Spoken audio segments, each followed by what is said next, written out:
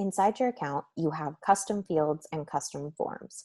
Custom fields is where you're able to create your own field within your contacts to track any type of metric or any type of information that you need.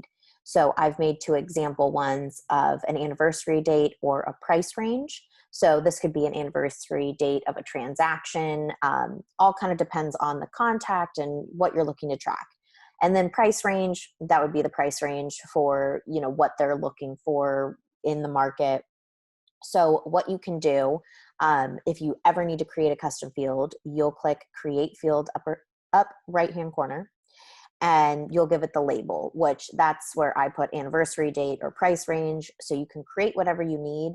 And then depending on what that custom field is, you can change it if it's, date like anniversary date, if it's number like price range. You can figure out what seems like the best way to track the information that you're looking for.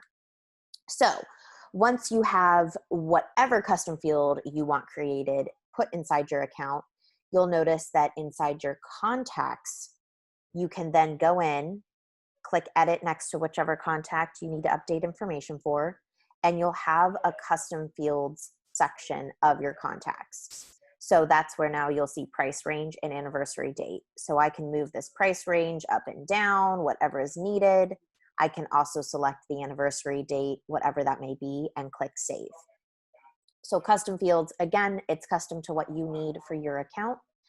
The next one is going to be custom forms. So this, again, custom to what you need. I have a very super basic example of just an open house, kind of the bare bones of an open house custom form.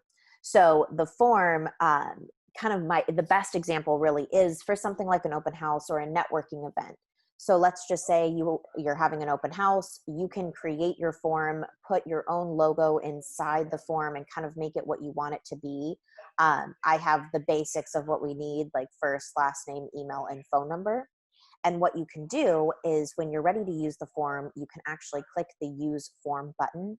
And what'll happen, it'll take over your screen. So let's just say if you have an iPad or your laptop for people to basically check in during the open house, they'll fill out the information and click save, and we will automatically store that contact information inside your account. So you don't have to, moving forward, worry about transferring over business cards and kind of that manual work of typing it into your account. People will do it for you. So again, this is definitely as you need it, but you can create your own custom form for whatever you need. And again, kind of create it with your logo and those pieces of information that you want to track.